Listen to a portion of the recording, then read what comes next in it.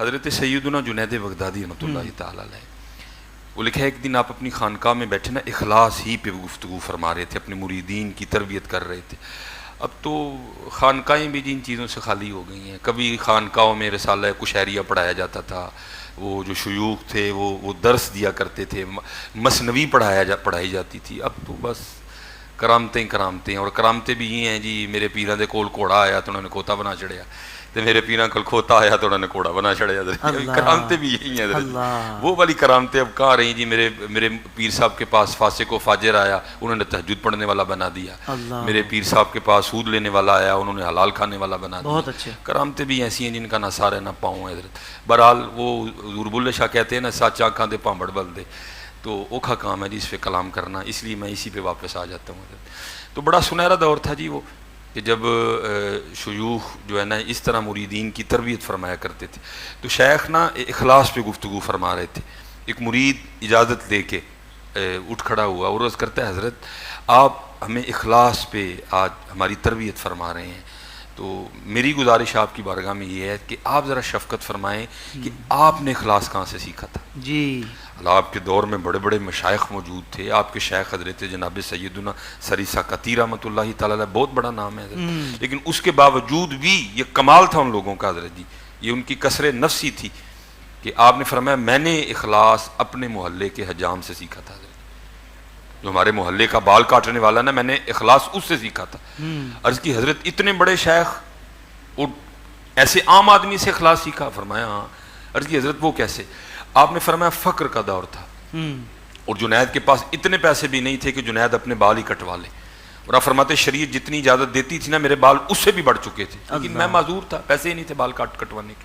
فرماتے میں اسی حالت میں اپنے شیخ کی بارگاہ میں حاضر ہوا، آپ نے بال دیکھ کے فرمایا جنید جاؤ پہلے بال تو کٹواؤ۔ اب فرماتے پیسے نہیں تھے لیکن عقیدہ مضبوط تھا۔ میں نے کہا اگر شیخ نے فرما دیا تو کوئی نہ کوئی راستہ نکل ہی آئے گا بال کٹوانے کا۔ اب فرماتے میں دکان پہ چلا گیا، شیخ نے کہہ دیا اب راستہ نکلے گا ضرور۔ آپ فرماتے وہ کرسی پہ بٹھا کے نا کسی کے بال کاٹ رہا تھا، میں کھڑا ہو گیا، میں نے کچھ نہیں کہا۔ بال کاٹتے کاٹتے نا اس کی نظر مجھ پہ پڑی، میں نے السلام علیکم کہا، اس نے وعلیکم السلام کہا۔ تو آپ فرماتے میں نے کہا بھائی ظاہر ہے تیری دکان ہے، اسی سے تیرا گھر چلتا ہے، تو ظاہر ہے تو پیسے لے کے بال کاٹے گا، مفت تو نہیں کاٹے گا۔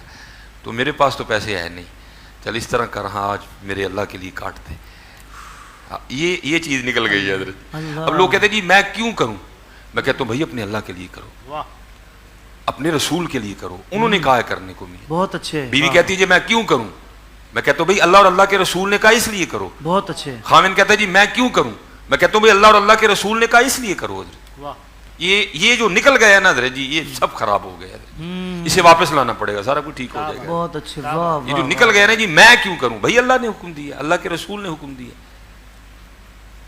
اللہ کے لیے کرو، اللہ سے اجر ملے گا حضرت جی۔ وہ ٹھیک نہیں جی میں ٹھیک کیوں ہو جاؤں، بھائی تو اللہ اور اللہ کے رسول کے لیے ٹھیک ہو جائے، وہ بھی ٹھیک ہو جائے گی۔ واہ واہ واہ واہ۔ یہ جو نکل گیا نا حضرت، اس نے ساری خرابیاں کر دی ہیں حضرت۔